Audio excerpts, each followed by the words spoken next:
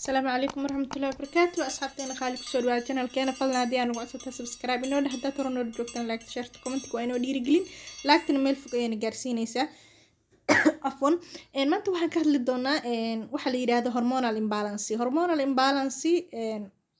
hadduu ku hayo calaamadaha aad isku arkayso inta badan ayaan ka hadli doonaa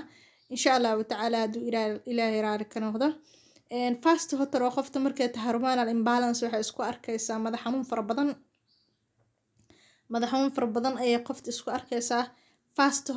second waxay isku arkaysaa timihii oo aad kaaga daata markaa shalaynayso ama aad dhaqayso madaxaada aad ayay iskaga soo daadanayaan timo daadashadana hormoonka kaliya ma keena faytamiinada qaarkiis haday kugu yaryihiin xitaa timahaada way daadan karaan marka calaamadihi ayuu ka mid yahay timaha inay kaa daataan madax xanuun fara badan sidoo kale waxaa ka mid ah infertility ama dhalmo la-aan ilaah ayaa ubadka baxsho sidoo kale waxaa ka mid ah periodkaada ama caadadaadii bilaha ahayd inay khalkhal gasho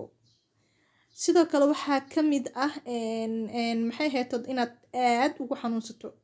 xilliga caadada haddayba kaa imaato aad ayaad ugu xanuunsanaysaa sidoo kale waxaa ka mid ah weight gain waad cayilaysaa oo cayil xad-dhaaf ah adigoon wax saa'id cunin ayaad iska noqonaysaa ama aad ayaad u caatoobaysaa sidoo kaleeto waxaad dareemaysaa madax xanuun aad u fara badan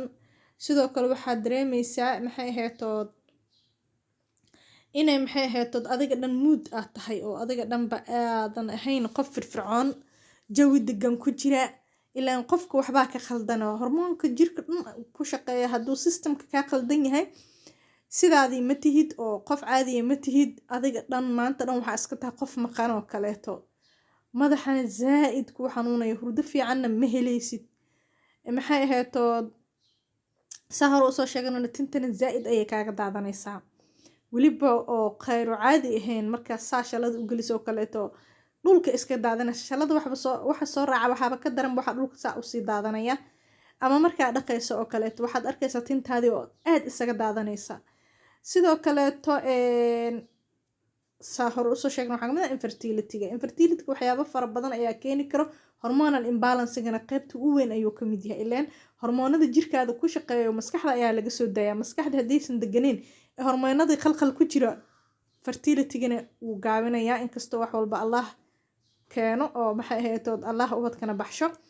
marka calaamadahaasi iyo kuwa kale tataa isku aragto waa inaad la xiriirtaa dhakhtarkaada si aad jeekin usoo marto insha allahu tacaala wax zaa'idina maaha daawadiisa waa faytamiinada qaarkood ayaa lagu daweeyaa iyo kiniiniyaal waana wax la daaweyn karo insha allahu tacaala soo dhawaada ayaa idin leena asxaabta nagu cusubna aad ayaan usoo dhaweynaynaa kuwii horena sidoo kale love